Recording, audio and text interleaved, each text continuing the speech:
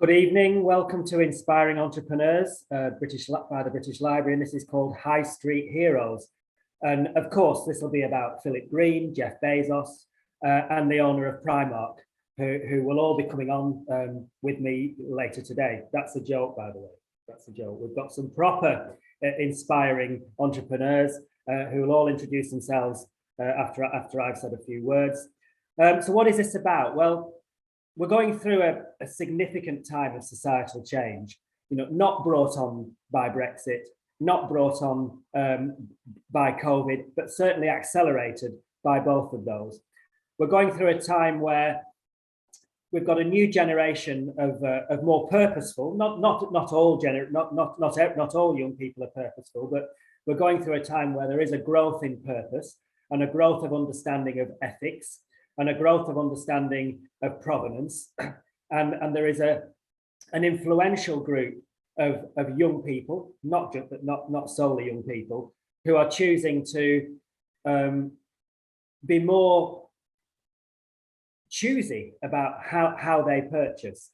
And there's also we're going through a time, we could say it's the cost of living crisis, but for young people, it's been like this for quite a few years now, where disposable incomes are small, where people are thinking, well, let's help my own generation, and let's spend it with entrepreneurs where rather than put it into the pockets of the aforementioned Philip Green. It's not. If you think about Topshop and that it's no longer with us, which is probably a good thing, it was brought down by us, the public. If you look at why there isn't a BHS, why the likes of Debenhams and the Ilk, and why Woolworths, they were all brought down by us, by the consumer. They hadn't realized what a new consumer wants, and what a new consumer wanted how long ago did Woolworths go now? 12, 14 years ago. It's been going on that long. People didn't want, in the middle of our high street, a retailer selling bloody pick and mix as you went through the door, when that belonged to an independent trader on a street corner. Times are changing, and they're changing for all the right reasons. So that's what we're going to discuss tonight. And we're going to start the evening with Helen Stirling-Baker, who is from Small Stuff, and she's going to tell us all about Small Stuff. Off you go, Helen. Thank you so much, Wayne. And thank you to BIPC as well for what an incredible panel that we have this evening. It's so inspiring just seeing even the other businesses. So yeah, hi everybody, I am Helen Stirling-Baker. I have an independent children's shop in Sheffield. I'm also online. My whole ethos and everything around my brand has always been to create something that is sustainable, transparent, that I've done the back work so you don't have to, making sure that people get paid fairly, and that the products are quality. And this all kind of started in 2016. I had my little boy. I was working very long hours at a large technology company, running all over the place and being very busy. And when I had my little boy, I just wanted that all to change. And what came with that was this idea of, I was going into shops and places and buying and purchasing for him, but having no real understanding of any of these products, where they were coming from, what they were about, who made them, where they were made. Everything was quite closed.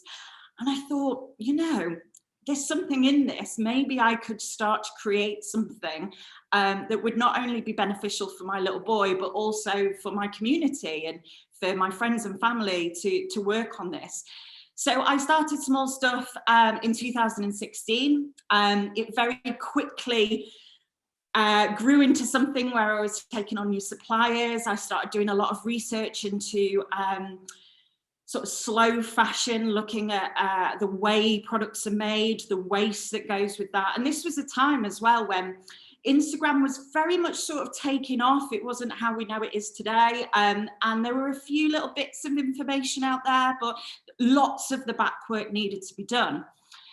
So I mainly started online, but even though I work for a technology company, coming from there, I wasn't great at online.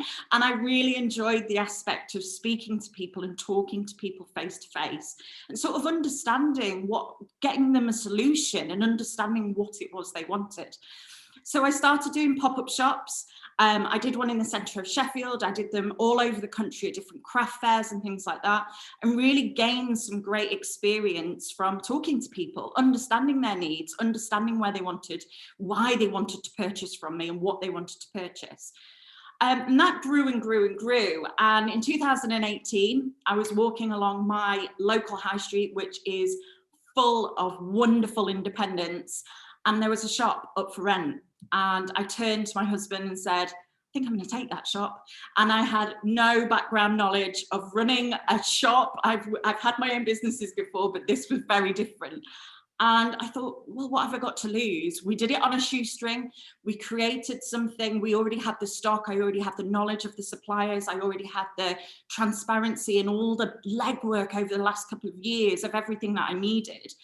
And so I thought, why not? So over sort of 2 or 3 weeks, we kept nipping to Wickes and getting the worst, cheap, horrible paint and everything else and doing everything else ourselves.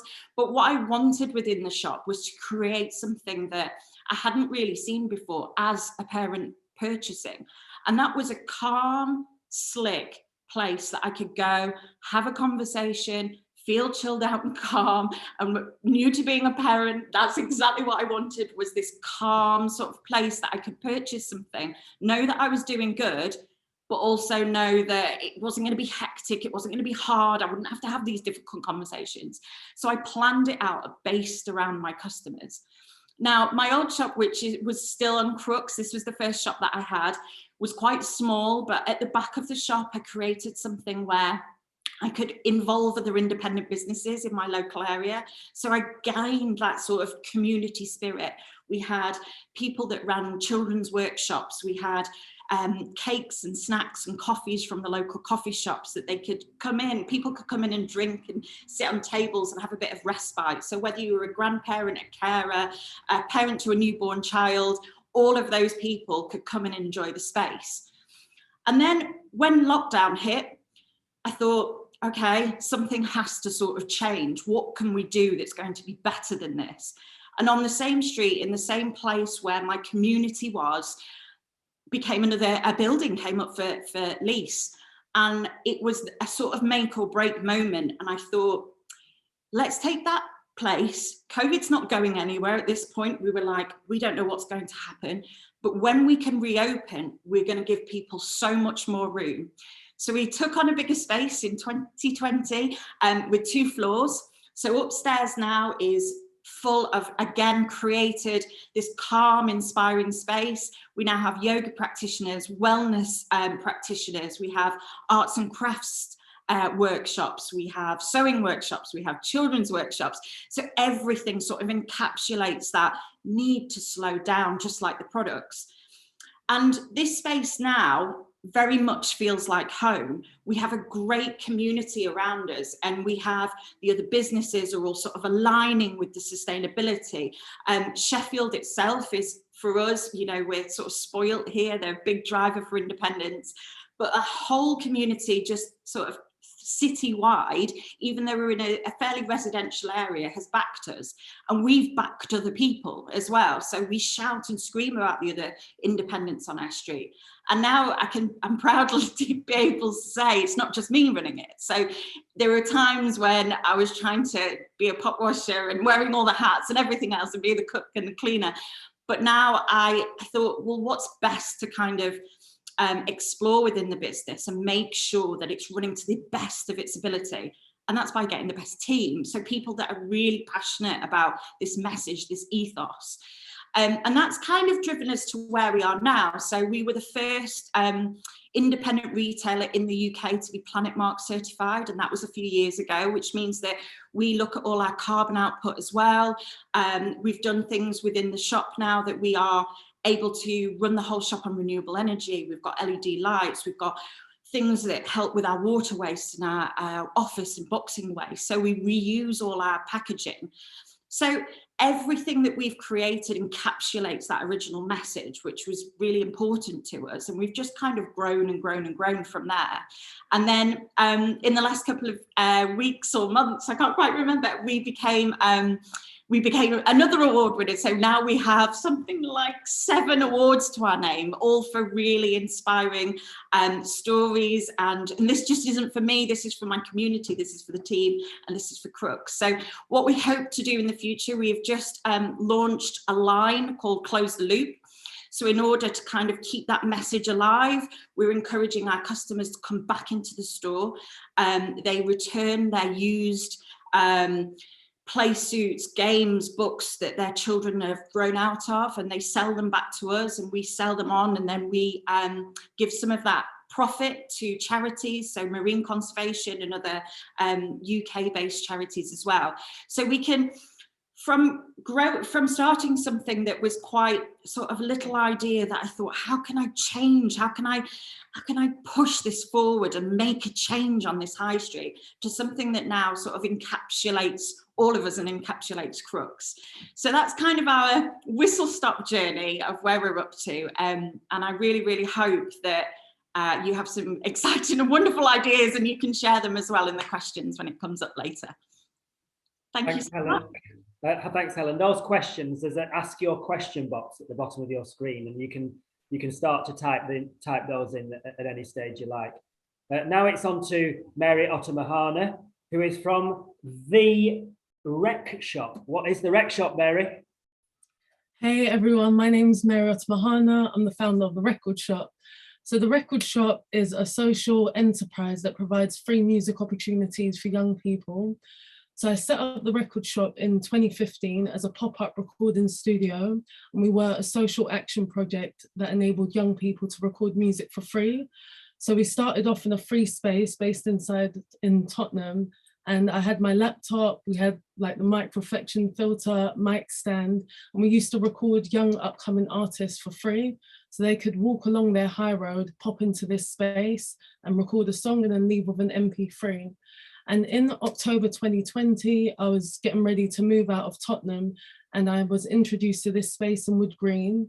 So in the mall, there was this empty shop unit who's someone that worked for the council. She referred me to them. So I came to Wood Green, I walked around the shopping mall, and I was looking around and I saw this space. It used to be a restaurant space and it was vacant. And then when I saw it, I was quite intimidated. It was a big space and I'd never ran anything like in this capacity previously. My space before, we had a recording studio and office space. But then looking at this space, I saw great potential. Being inside the shopping mall would increase our visibility and our accessibility. So young people that were walking around the shopping mall could pop into our space, record music. So during the pandemic, I took the bold move of moving into this space. And now we've got a recording studio, we've got a live music space, we have a bar, we've got a community space, we've got ping pong. And this has just helped us like achieve our social mission. So we not only provide free music services for young people, but we also are a community space. We now host birthday parties, business launch events, and we do weekly open mics every Saturday evening, and we still do our youth music project, which runs 10-week program. But as well as having our fixed program, young people can pop in like during their breaks after school and college, and they can come into the Record Shop and record music. So it's just an amazing journey that I've been on personally, growing up as a young person into music, but struggling to find the facilities and services that could support me on my own music journey. So I decided to set up the Record Shop to enable other young people passionate about music to make it accessible, where they could record music, attend music workshops, they can perform, and they can also gain work experience as well. So we're currently coordinating several work placements for young people.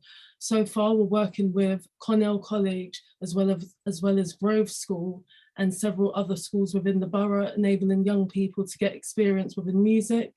And the benefits of being based inside the shopping centre has been accessibility to young people.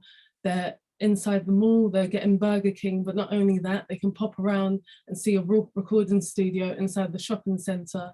So I'd say we're like a blend between a youth centre, leisure centre, and also music centre, making it accessible, a fun place for young people, not only to shop, but experience something different than any other shopping centre.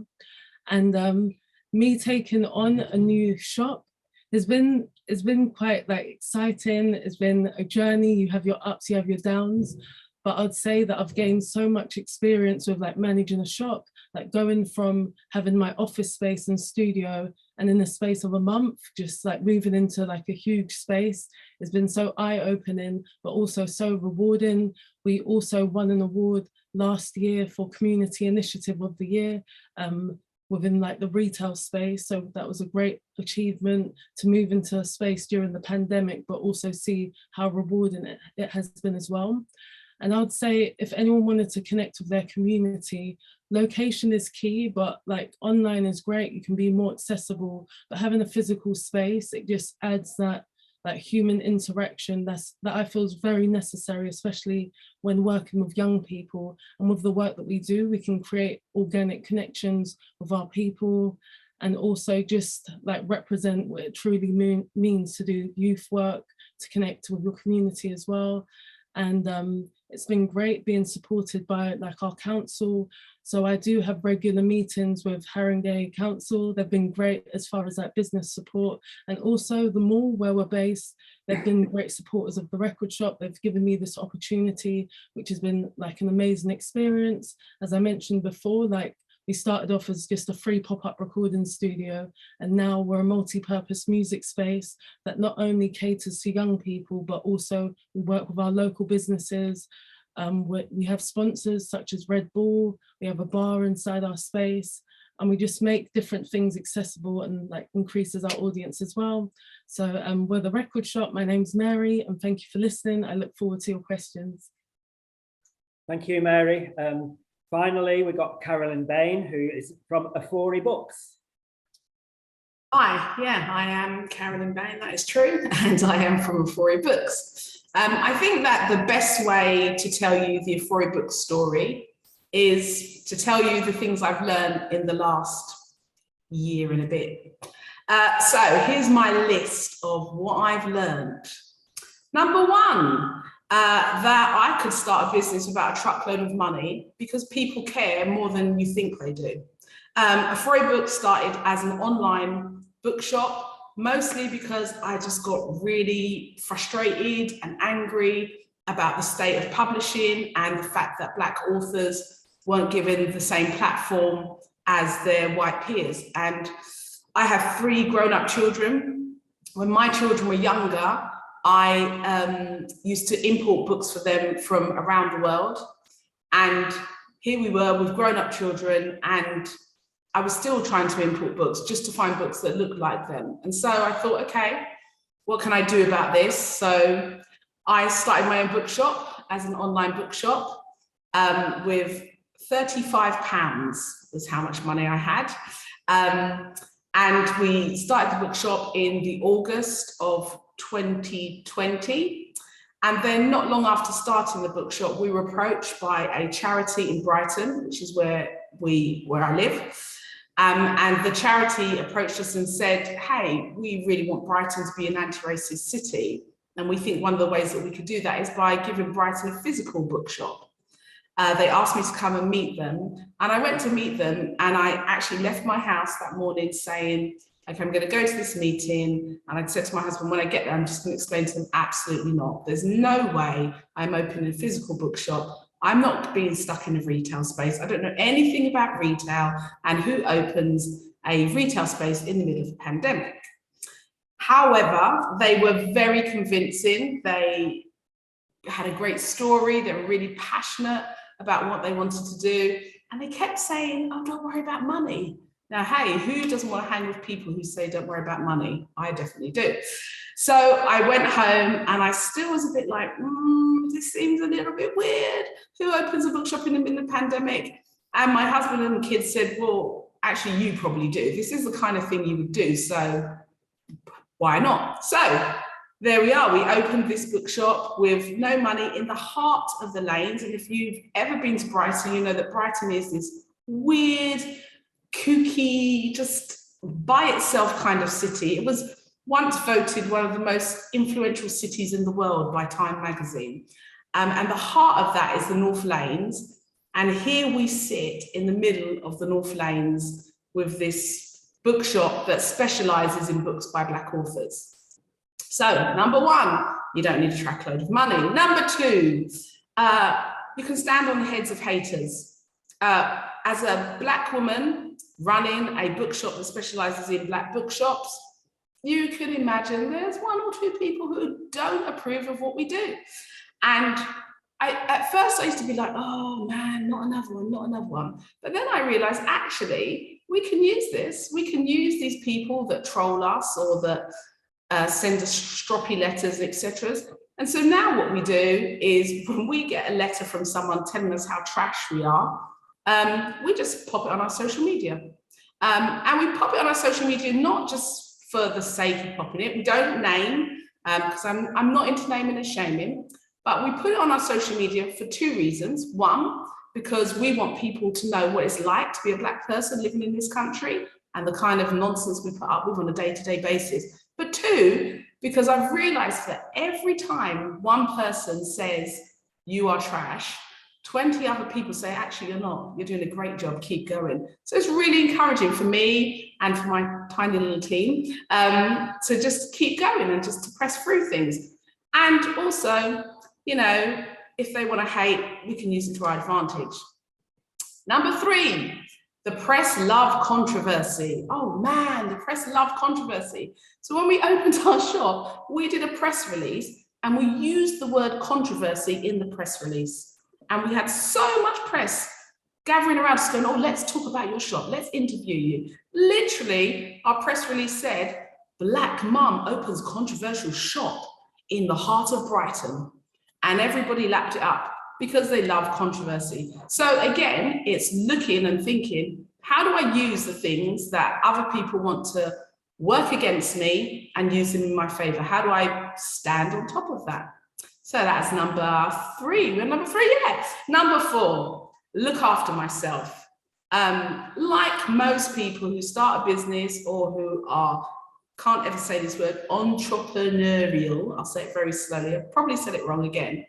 I'm not great at looking after myself. So I work really, really, really, really hard. And then I get really, really burnt out. And then I wonder why I'm cranky and exhausted and nobody wants to be my friend. And I kind of like friends. So because I like friends, I've learned to look after myself. And the easiest way for me to do that is to take a day off. I just slog my guts out, but I have a day where I don't work, I don't think about work, I don't do work stuff. I put me over money.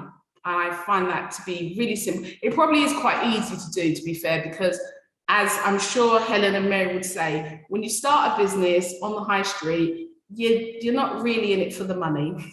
You know, it's just, if you earn minimum wage, you're like, woo, check me out. Yeah, it's a long, hard haul. And, you know, yeah, some people make $1 million in the first 6 months, and then there's the rest of us.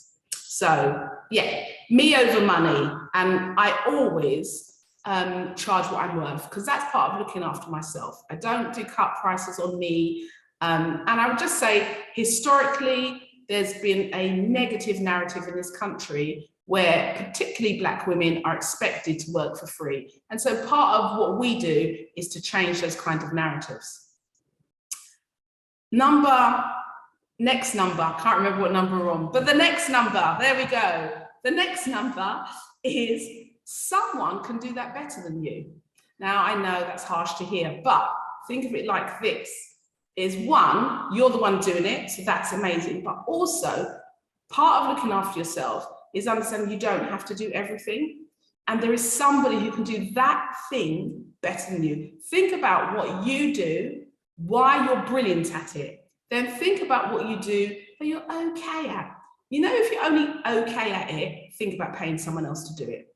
The two best decisions I've made in the last 2 years is getting an accountant, genius, don't know why I didn't think about that in the beginning, and outsourcing our social media. Again, I love social media. I can do that. I know how to swipe. I don't know algorithms. I don't understand how that stuff works. And part of having an online business is that you need to have a good social media presence. And so we pay someone who does it 1,000,000 times better than I ever could, and I get just to have fun swiping. And that's great. Part of looking after myself. Number, whatever number we're on, somebody out there is counting, and that's great. You should be an accountant. To what I do, I've learned that what I do is normal and everyone else is doing it wrong. Think about that. Because actually, if we all went for, oh, the way everyone else is doing it must be right, we wouldn't innovate, we wouldn't do new things, we wouldn't do fresh things. And so I've learned over time to just go, actually, this is normal. And for a Black woman running a Black bookshop, that's quite hard because the publishing industry doesn't think that I'm normal. They think I'm abnormal, but that's okay. I'm teaching them as well. What I do is normal. This is what the norm looks like. The norm actually does look like diversity, equality, feminism. All of these things are actually normal. And anyone who doesn't get that needs to just go to the back of the line, and we'll explain it to them later. And because I believe that, it helps me to keep pushing through. When I think, why are people making a fuss about it? Or why don't they get that? Or why are they so frustrated? I just keep remembering that, oh, I'm explaining normal to them. And I keep pushing through and keep doing my normal, because my normal is great. Passion gets you up in the morning, because your salary won't. I get up and I come into the shop because I cannot think of anywhere else I'd rather be. It is the most sublime, beautiful place in the world, literally, apart from my bedroom, which I quite like as well. But apart from that, it's a great place to be. And so when things are bad, when I've had really long days, when we've run long events into the night, and I've got to bed at like 3 in the morning, and I still have to get up at silly o'clock to get into the shop, I'm happy to, because I'm passionate about it.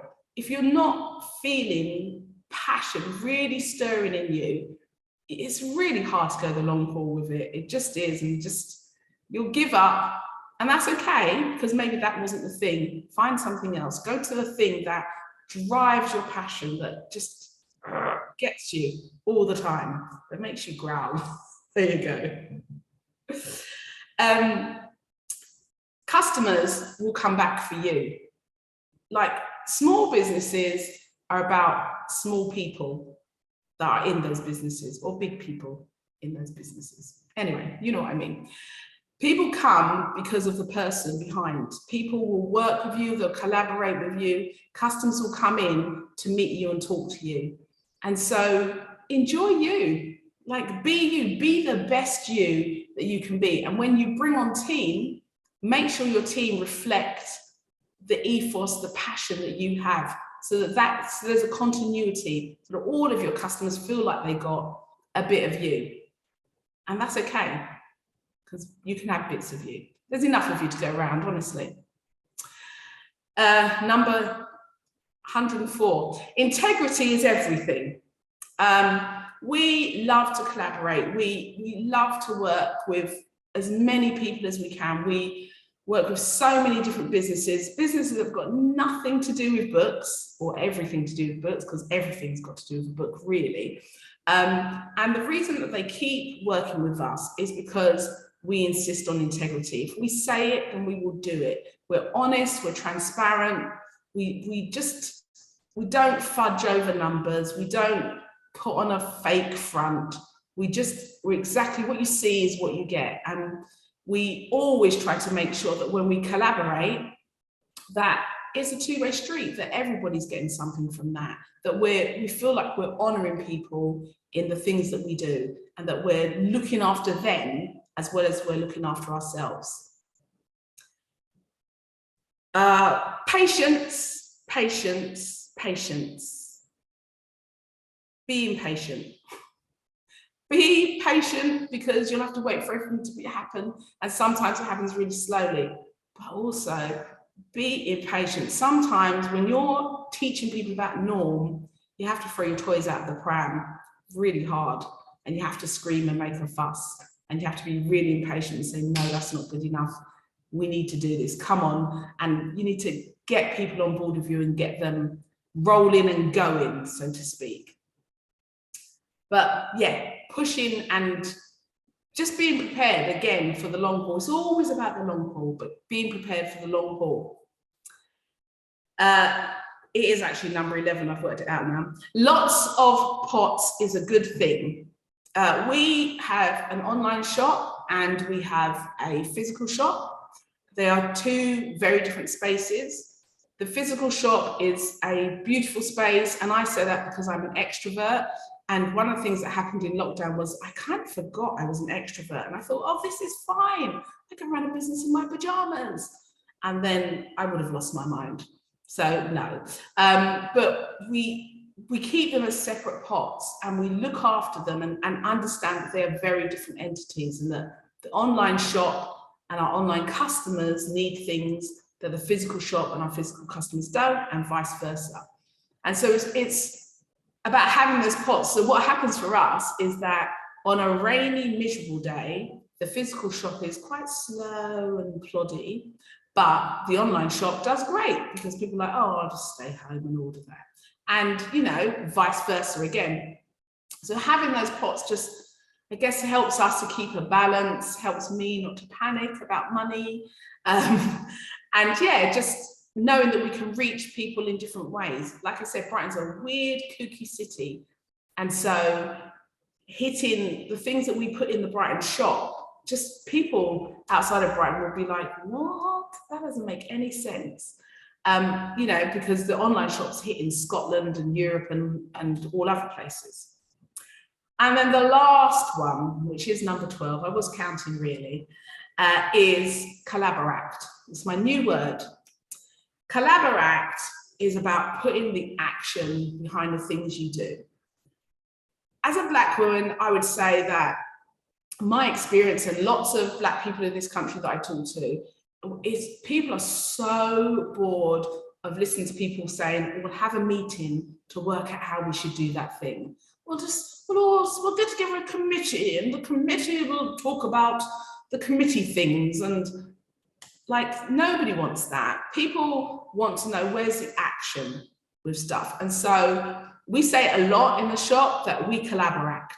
If you come on board with us, if you're going to work with us, there's going to be action, and action is going to happen quickly. We're not going to be those people who sit around and talk about stuff for 10 million years and nothing ever happens. We are doers and not just sayers, speakers, volumers, whatever that is. And so that is my 12 things I've learned, and I hope that's helpful to you. Thank you, Carolyn. So don't forget, if you've got questions, we're getting a few in. I'm looking at them here, but start to ask your questions to the panel. There'll be somebody else joining us shortly. I think it's my turn just to say a few words about my background. And you know, I'm a lot older than these three. I mean, it's good to hear that you're juggling, or some of you are juggling parenting with a business. I went through that, and now I'm juggling grandparenting with a business. So I co-founded with my missus a company called Hemingway Design. We're a multidisciplinary design agency, definitely indie, but we're not tiny. And everything that we do has to have societal impact. We have a long-term held mantra that we've had since 1982, that design is about improving things that matter in life. I'm the oldest in the company. Most of the company are under 30, and we're gradually passing it over to new generations. And I think the background is probably worth saying. So, and the background about town centres. So I was lucky enough to, from a single parent family, you don't need to get the violins out, but I had a very free upbringing where my mum trusted me to go out from a very early age. I saw David Bowie with my mates in 1973. I was 12 years old, and I went to, I fell in love with black music, which is still my main love in my life. When I was 13, going to a club called Wigan Casino, which was an all-nighter. So at the age of 13, I was allowed to go into town, in a town very close to, I was brought up in Blackburn, in a town close to me, and the town centre for me was about dancing. Number one, it wasn't And it never was, even when I became older, it was never about shopping. And the interesting thing that's been coming out from Mary, Helen, and Carolyn is they are not shops per se. They are not there trying to sell you an item. They're there to entertain, to educate, and that is why the high street is changing through fantastic young and younger people like are on your screen. And so at the age of, if we go back to David Bowie and what that meant to me and what that inspired. So to see somebody on a stage who was as inspiring as him, the next day I went out, bought his record, had my hair cut, had my hair dyed, and then bought a sweater to be like him. But more than that, I wanted to dance. I wanted music. It was culture that suddenly became more important to me. I met, that's Geraldine, the picture up there. So that's my wife and long-term business partner. We've been together 40 odd years. I can never quite remember now. It's you get a life sentence for less than that, my father-in-law used to say. So we met on a disco floor of a funk club in Burnley in the town centre, and then we moved to London. I moved in 1979 when I was 18 years old, and I've been in London ever since. And the first thing that I did in London was form a band. Again, just it seemed to be the natural thing to do, and ran out of money. And we emptied our wardrobes. Geraldine had left school at 15 with no qualifications whatsoever. With one CSE, you could leave school at 15, but all those years ago. She got one CSE in art, but she left school so that with no idea about business, no idea, just like me, the idea that we could ever own shops, operate on the high street, be designers, be entrepreneurs, whatever you want to call us, from our background, there was no chance of that. Again, violins out, just to give you context. Geraldine was one of five daughters living in a 2 up, 2 down in Burnley, in Padiham, one of the lowest deprivation areas still in the UK, and 5 daughters living in 4 in one room, and the eldest one got the room on their own. And so we came to London, but Geraldine had left school to get a job, and she got a job as a trainee wages clerk so that she could have money to make clothes to go out dancing. And that's how we met. We met on this brilliantly dressed young woman, completely individual, completely independent, and that's how we met. We came down to London with no money, 50 quid each in our pockets. We ran out of money very quickly, but we had Geraldine's clothes. And we had I'd always worn second-hand clothes. I'd been through punk, learned how to sew a little bit, make bondage trousers, all of that kind of stuff. So we were both creative in our own way. We emptied our clothes on Camden Market. Camden Market was a very different place. It was the rent was £6. We took 300 odd quid on that first weekend. We then opened in Kensington Market, which was a place where you could rent a store for £10 a week. It opened 6 days a week. It got locked up at night, and we opened in Affleck's Palace in Manchester, which and we opened all around the UK in these kind of markets and indoor markets, all selling a combination of second-hand clothes. And then Geraldine's clothes started to take over. She sat in Kensington Market with a sewing machine, and she made 8 items of clothing, no label in it, didn't put a name in it, no washing instructions. And on the 3rd week, somebody wandered into Kensington Market, and I got a phone call from her, and she said, somebody's come in and they've ordered, my 8 styles, they've ordered 60 of each. And I said, what? They've ordered 60 of each of your 8 styles. I said, how are you going to make those? You've got you and your sewing machine. She said, well, I had to take it because everybody in the market was saying it's a really famous company. She told us who it was. It was Macy's New York. It meant nothing to me, nothing to her. Geraldine had been abroad once to Torremolinos. I'd been to Benidorm. That's the only places we'd ever been. But anyway, the story is, it's a great story. I mean, it's that whole thing that the 3 entrepreneurs that Mary, Helen, and Carolyn have been saying, is that you've got to be, the old-fashioned saying is in it to win it. You've got to put your head on the line. You've got to try things, and nothing ventured, nothing gained. And that whole the whole thing that I've just heard from Mary, Carolyn, and Helen is the fact that they are pretty fearless. And you do feel fear, but you've just got to. What is there to lose? Pride. My nan used to say, "Pride comes before a fall." I think that's the saying, isn't it? And the pride doesn't matter. If you're frightened of somebody laughing at you because you failed, then they're the twats, aren't they? You're the heroes. Sorry, that's a rude word. They're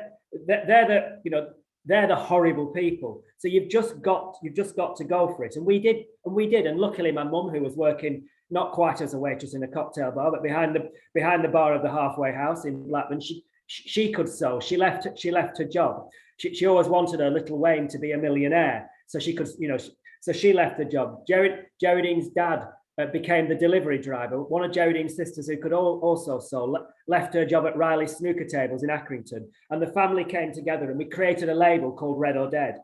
And Red or Dead went on to become. The other interesting thing to say is we've got no qualifications. We never employed people with qualifications. We just wanted people who were passionate, and that's that thing that Carolyn just talked about that desire, about that you live for something and you want something. And so that's the only people. We've never looked at a CV. We've never looked at where people have been educated or if they've been educated. It's just that if they've got that fire burning. And so Red or Dead became a company with 380 employees pretty quickly. Well, years, but not decades. And we ended up with 23 shops all around the world. We never borrowed a penny. We never did a business plan. Carolyn, we never employed an accountant. It was just getting on and doing it. And we could have failed at any time, but we didn't. But if we had, we wouldn't have bothered, because it was the enjoyment, it was the vibe, it was the thrill of everything. So next slide, please.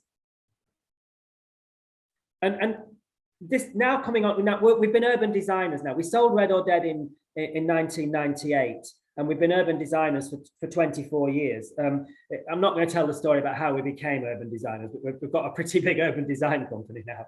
But one of the things that we do a lot of is town centres, and it's not just about the people in town centres. It's not about individuals in town centres. It's about towns as well, knowing their purpose. And there are so many. It's important we don't talk about just. I think it's important that Helen's from Sheffield and Mary's from North London and Carolyn's from Brighton. And I think it's important to. The narrative often is forgotten about Britain, and there's such exciting things going on in this country at the moment, and it's all around indie. If we look at what I've got on screen at the moment, we've got Hebden Bridge up there. If you don't, obviously, I'm sure Helen, you know Hebden Bridge. I mean, it's not a million miles, it's not that close, but it's not a million miles from you. And it's probably one of the most successful retail towns in the UK, and it's full of Marys, Helens, and Carolyns. It's a town that it's 7% up per year. It's not all high. The narrative that high streets are on their arse is a load of bollocks. It's just not true. Crap high streets are ones that are not understanding the societal direction of travel are. The North Lanes isn't on its backside, for all the reasons that Caroline has said. Division Street in Sheffield isn't on it. We had a shop, Red or Dead, at the shop there, probably before you were born. There are places that are doing really, really well. Next slide, please. If you go and look at a place like Froome, and go and look at Froome Independent, probably the best market in the UK right now is called Independent. It's the Froome Independent.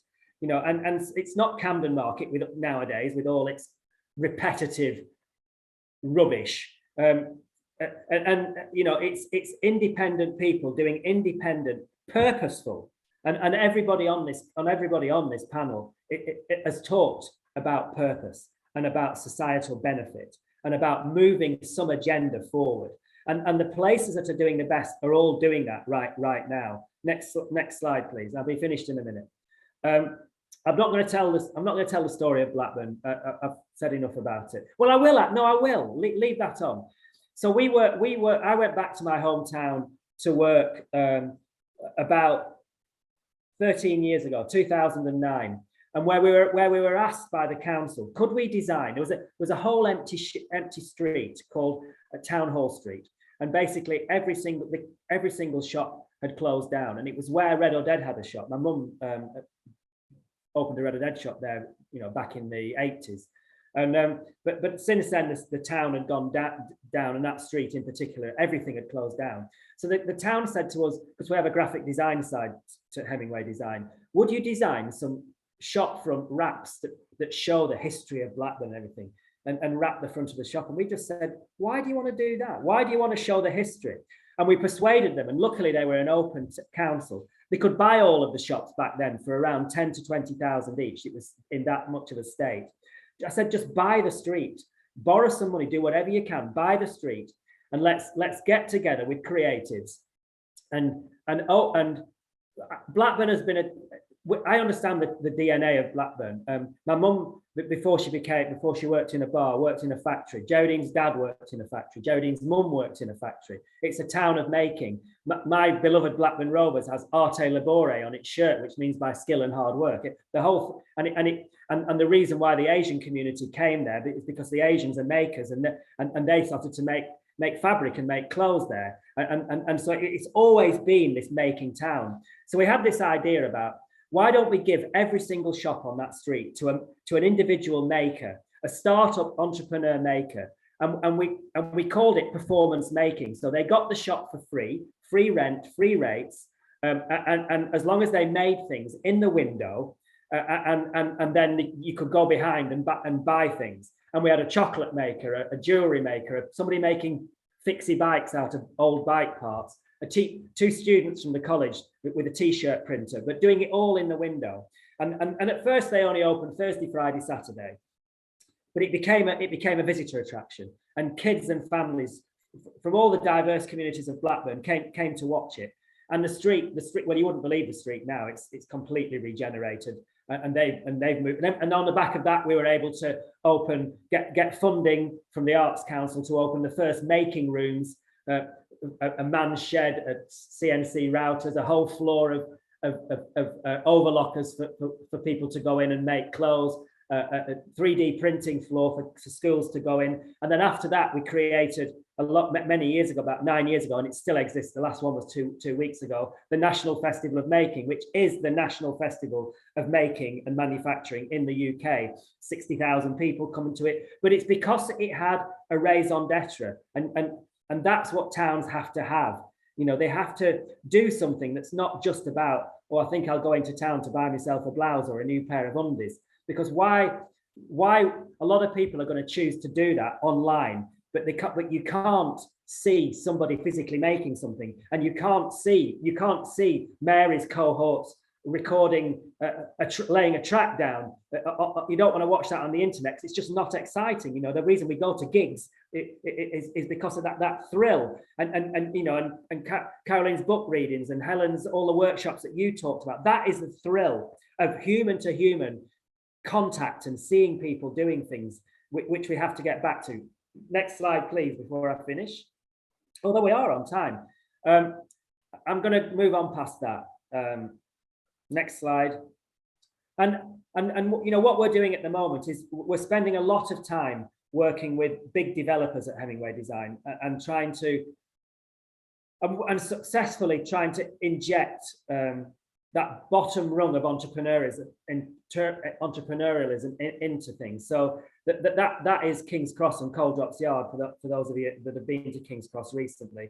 And there we've been working with them for many years now. We've just started this thing called the Drops, where young entrepreneurs can drop new collections, in Coal Drops Yard with no rent whatsoever. Everything gets paid for you. Your marketing, your PR, the stalls, the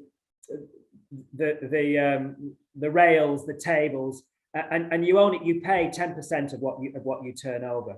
and that's it. And we're starting to have real traction with that model, because because it's bringing people to shop, because this is right next to Paul Smith, it's right next to Cos, it's right next to Universal Works, it's right next to Margaret Howell, all these, but what we're doing is bringing we're increasing their footfall, and we're increasing their turnover by bringing in what a new generation want, and the new generation don't want to just, yes, they will buy from Margaret Howell occasionally, and they will buy from Universal Works, but they want to support, and we've got to bring the two together. And so that's what we're working very hard on at the moment. And developers are starting to get it, and big developers are getting it. Next slide, please. So we do this. We do the same in Greenwich Peninsula. Next slide. Next slide. Carry on.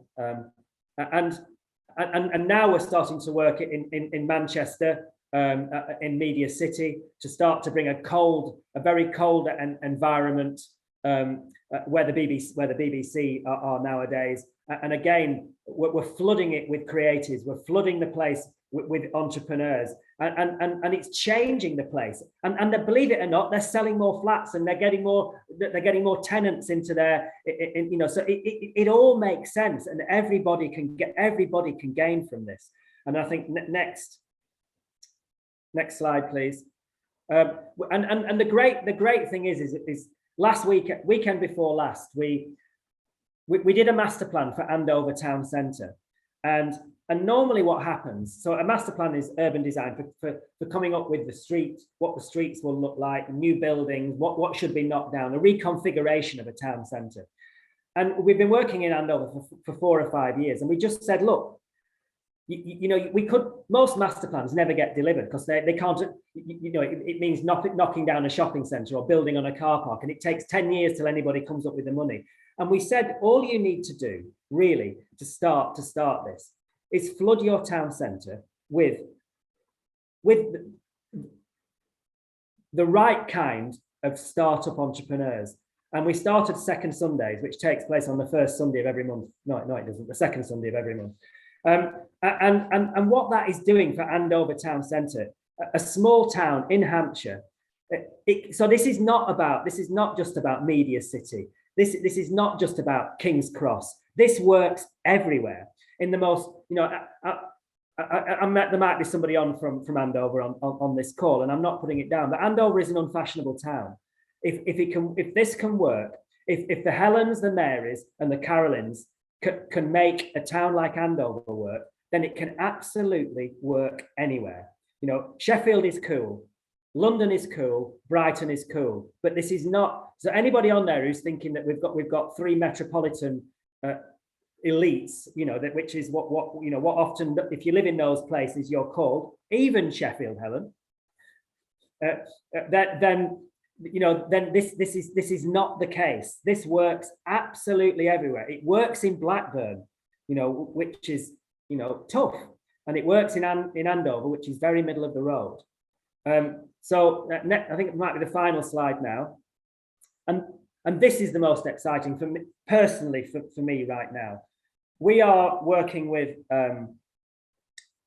one of the world's largest developers, a multi-billion pound company, who own, I can't say who it is at the moment, but who own some of the largest real estate and the largest shopping centres, not just in Britain, but in the world.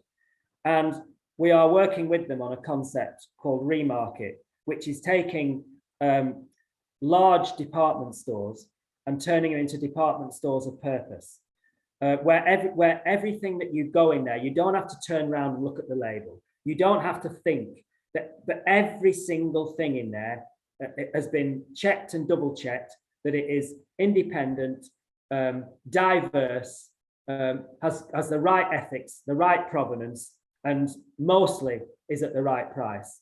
And it will have so much experiment. And in fact, I'm going to invite Helen, Mary, and Carolyn to please, let's talk about you being involved. We're opening in Glasgow, we're opening in Cardiff, we're opening in Leeds, and we're opening in London later this year and start going into 2023. And it basically, brings this all together and starts to repurpose our empty shopping centres. So that's me done. We're now going on to the panel, and joining us is Andrew Goodacre. He's the CEO of British Independent Retailers Association. Now I think it's over. I'm going to have to I've got all the questions coming up on my phone, which is just logged off. So bear with me a second. Now it's over to the audience.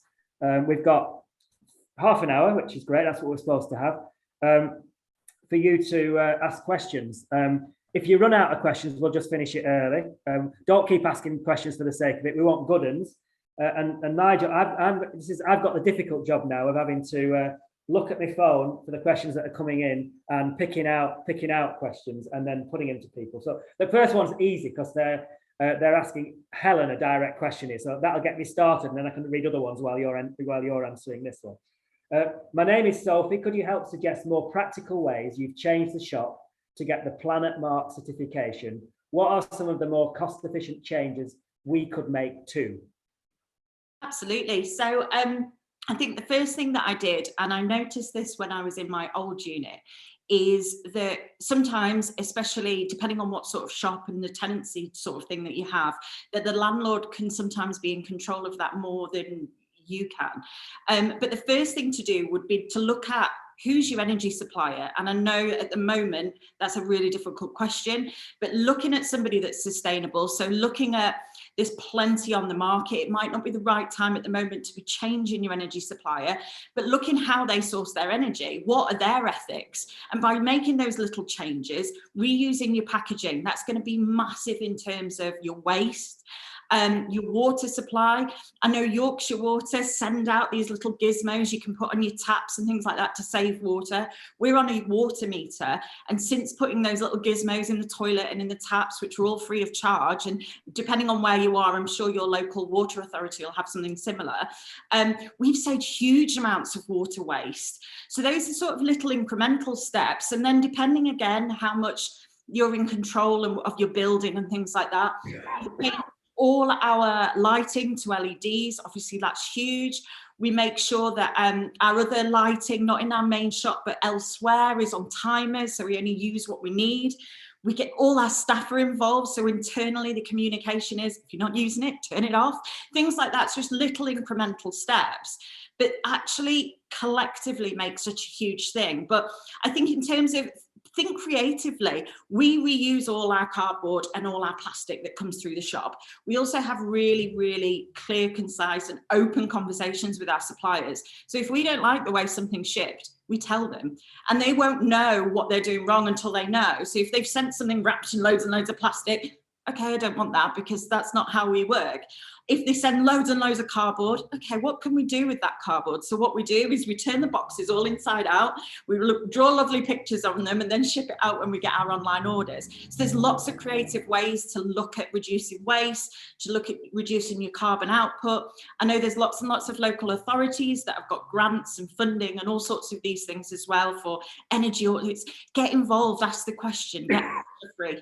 And I think that's probably the little incremental steps that make a big difference. Hope that helps. And panel, if you want to add to any of this, just put your hand up and I'll come to you.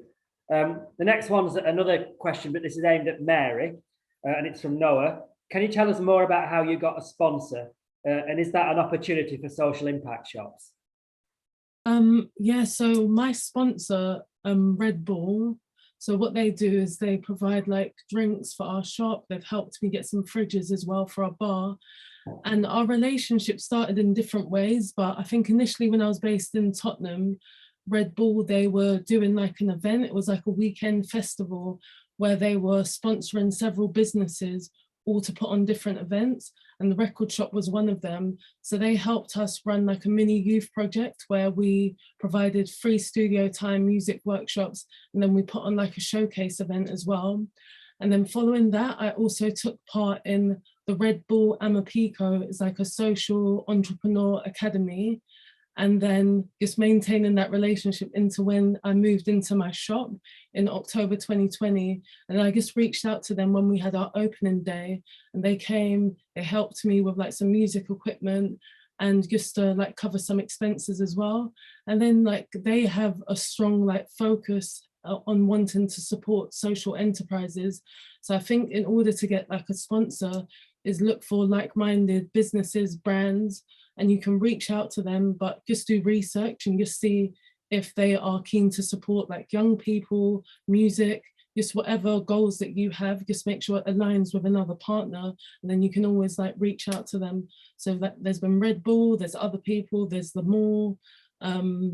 It just kind of happens very organically. Like I attend quite a lot of networking events and just connect with people. And then when the right time like comes, you can just reach out to people and hopefully they'll be willing to support, partner or sponsor you as well. I hope that helps. Thanks, Mary. Carolyn, somebody's very impressed by your social media and they want to know more about it. And can you recommend somebody for them? I can definitely recommend some. Before I answer that, though, I just want to say on Mary's point that we're putting on a book festival this weekend. I was thinking very soon, this weekend, and it's Brighton's first book festival. And, you know, we've needed a lot of sponsorship to kind of get through that. And I think that, you know, my tip for sponsoring is just ask, like, so what if someone says no to you? You know, it doesn't really matter. Just think to yourself, like, this is what we want. This is our mission plan. I think it's really important to have a clear mission for whatever your business is, whatever you're doing, have a nice box that is, this is our mission plan. So think, what is your mission plan? And, you know, then think every company you know, every local business you know, every big company you know, and think, is there anything that they have? Are there ways that tie into what we do? And so we've asked, you know, the weirdest people of kind of like, hey, would you like to sponsor us? And also trying to give sponsors things in bite-sized chunks. So, you know, for the book festival, we've given sponsors kind of layered packages and gone from, hey, sponsor an author to speak at the book festival, all the way through to, you know, pay for the videographer or sponsor our BSL interpreters. So yeah, but I think be bold and just ask and just get out there and ask and just go, so what? You know, hearing someone say no is not the worst thing that's ever going to happen to you. It really isn't. What was the question? Sorry, Wayne. It's somebody's really impressed with your social media from your book company, and they want to know more about social media, and also, will you recommend somebody? I would definitely recommend someone. I don't know if I should say it. No, you can answer this privately. Yes, great. Yeah. I can answer you privately and give you a name. I'm not sure she'd appreciate me giving it to, you know, 100 odd people all at once. I don't think she can handle it. Maybe talk about the importance of yeah, I think that for us, yeah, I think that for us, like I said, you know, having an online presence, I'm sure I saw Helen nodding when I said it earlier, but having an online presence is so important, you know, across all of the platforms. And you know, Instagram and TikTok and Facebook constantly change the algorithms to just keep you on your toes. I'm not sure why they change their algorithms, but they do, and they do it constantly. And you really need someone who is dedicated to understanding that and staying ahead of that.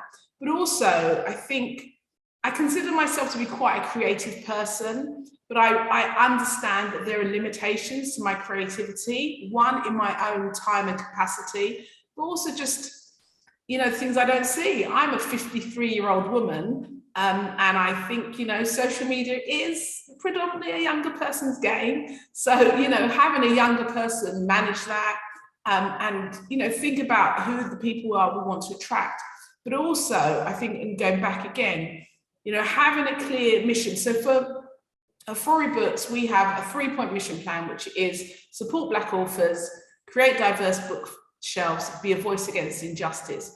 And so finding somebody who really understands that, who can sit deep in that groove, I would say, so that you're not constantly having to go back and question them. So, you know,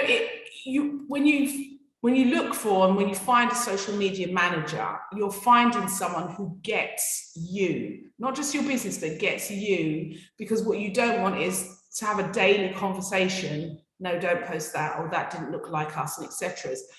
So when, most people don't know that I don't manage my social media page. And so often people message because they think it's me, because it sounds like me, because it sounds like Froome Books, because it's always consistent, it always reflects the right things, because, she has our heart. So she's passionate about diversity, she's passionate about equality, she's a feminist, all the things that I am, she is. So yeah, I think it's like looking for a new boyfriend or girlfriend, choose carefully, Padawan. Don't just go, or they'll do. Don't go for the cheapest, don't go for the most expensive either. But yeah, I think often I'd say, look at someone's social media and think, I like the way that looks. I like the way their feeds always come up. I like their grid, whatever this all means. I like their presence. I like what they're doing. And then, yeah, like you've done here, just say, oh, who is it? And I don't know how I message you privately, but I'm sure that somebody will work out a way, yeah. Pass the information on. This is a question for everybody now. So Andrew, come in whenever you like. Somebody said they're under the impression, this is from Cindy, she's under the impression that by being an ethical business, it'll cost you more to run your business. Is that true? And when do you start making a profit, she says. And yeah, so that's basically, does it cost more to be ethical? And how easy is it to make money? I'll pop it on that one, Wayne, to start with, give everyone else a break. So we see and meet and talk to lots of business owners who run ethical businesses, businesses with a purpose, as Wayne's described. I don't actually think it necessarily costs more money. I think it's a question of making choices that are suitable for the business you want to run and the purpose you're trying to achieve. And ultimately, I think people who run a business on strong ethical grounds, on passionate grounds, the cost of doing it is not necessarily the first requisite or decision-making process that you'll reach, because it's the passion that drives, it's the passion that makes it work. And I think that's what you've heard in abundance from the three ladies and Wayne earlier tonight. So it doesn't cost more. Does it? When will you make money? That depends on how good you are at marketing your business, how good you are at engaging your target consumers, and how good you are at maintaining the momentum that hopefully you will generate in those early days. And whilst costs help make profit and controlling costs, actually the best way to drive profit will always be trying to drive your top line sales and trying to get people in and spending the money in your business in that way. So there is no guaranteed time, there is no guaranteed profit at the end of it, but doing things with passion, doing things with purpose, doing things with real intensity, and understanding what it will take to be successful and to engage those customers is the all-important aspect to it. Thank you. Helen. Oh, sorry, just Helen had her hand up, and I'll come to you, Carolyn, in a minute. Yeah, basically what Andrew said, but I think it's really... All right, then on to you, Carolyn. I think sometimes profit can be a bit of a dirty word in kind of the ethical world, but it is obviously very important, but I'd align that with your purpose. So if you're passionate about something and you can explain, if it's a product business, some things may be a bit more expensive, but think about the longer line of that. So it will be more expensive to make because people maybe have got paid a better wage. So if you can explain that to your customers and have these open and transparent conversations, then there's more understanding of that. So I think you need to align passion, profit, and planet and all the wonderful ethical things all together. I don't think, for me, it took a little while to make some money, but I didn't really spend any money in the first place. I just chose really wisely. But yeah, so I think, like Andrew says, there isn't really a moment where you go, oh, I've made £1 million. You're in the wrong business if you want to do that as an indie shop owner. But I think at one point you realise, actually, I'm making a massive difference with what I sell. Carolyn? I think also, you can look at it this the other way. It costs a lot not to be ethical.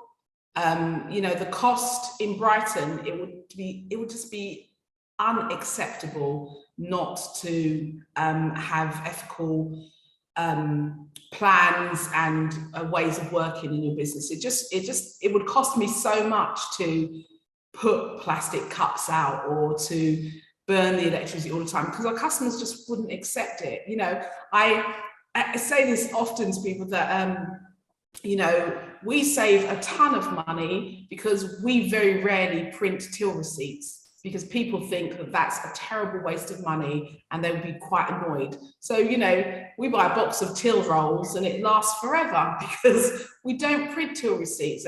But we had to fight ridiculously quite hard with various software and till companies to help us have a system that didn't automatically print out these receipts. And in fact, we hacked it in the end ourselves to make it stop.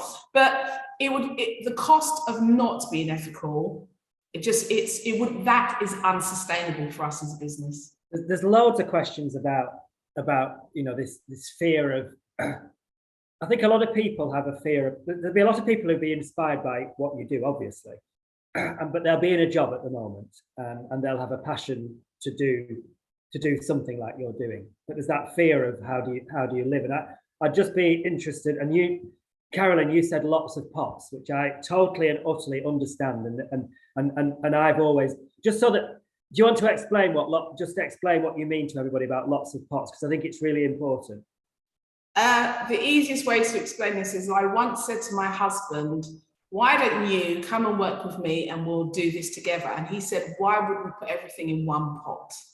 Because if any aspect of this doesn't work, everything's there. So I think, you know, I think modern living, very much kind of the 21st century, is about thinking about, you know, diversifying your income and your pots, and thinking about where does your income come from. And how long did it take you, how long ago did you set it up, the book? 2 years. Yeah. How long, you set it up when, sorry? How long?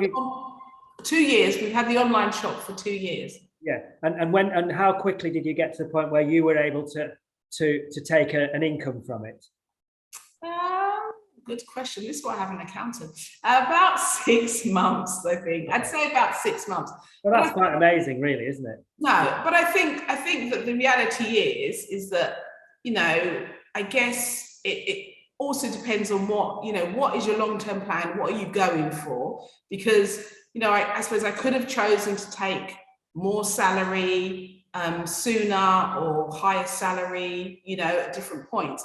But because I guess I have longer term plans, because there are other things I want to do, because we want to be sustainable, because I want to make sure that anybody who's in our train, so to speak, is on a living wage, then we make sacrifices to make that happen.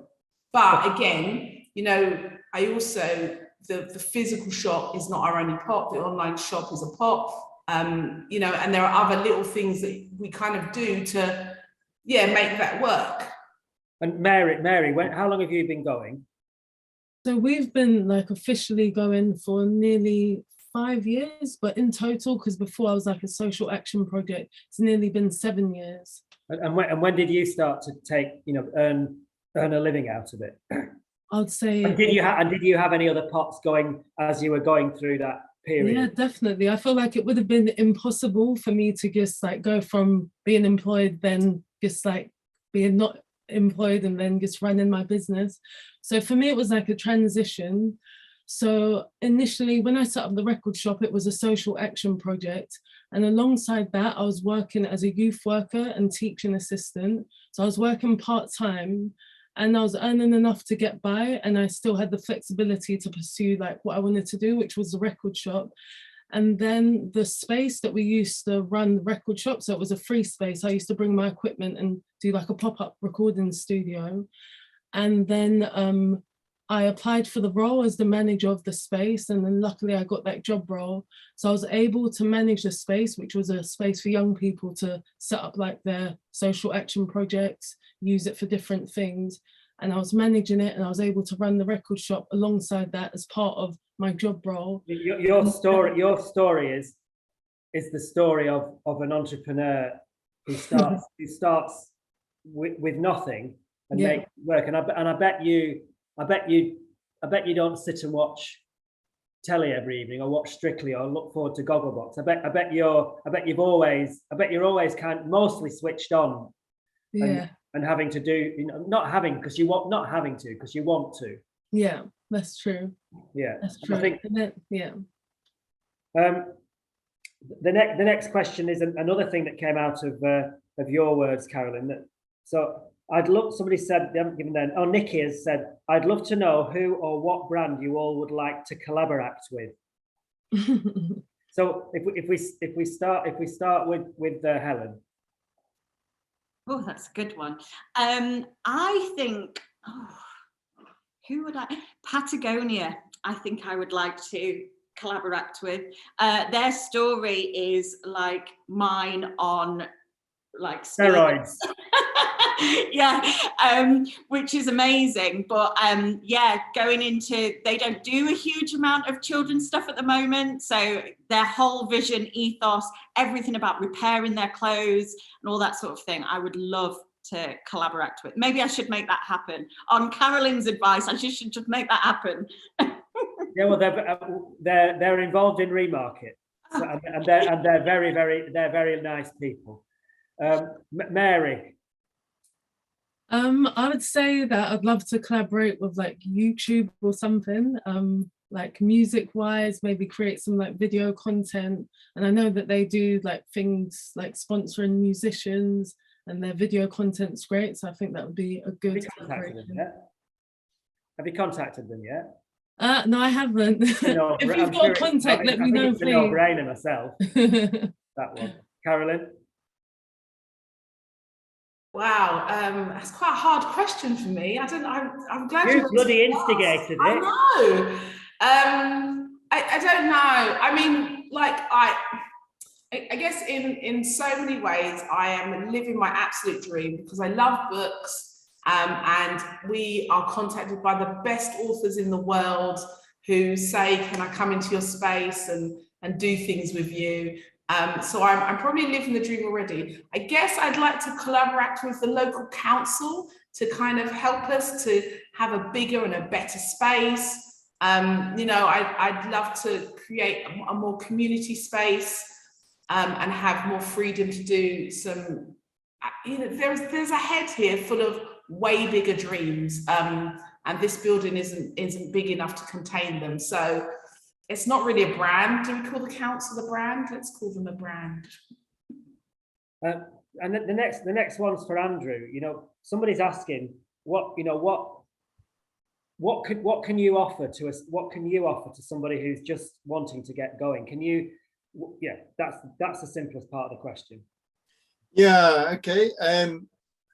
The simple bit is really we do two things for independent businesses.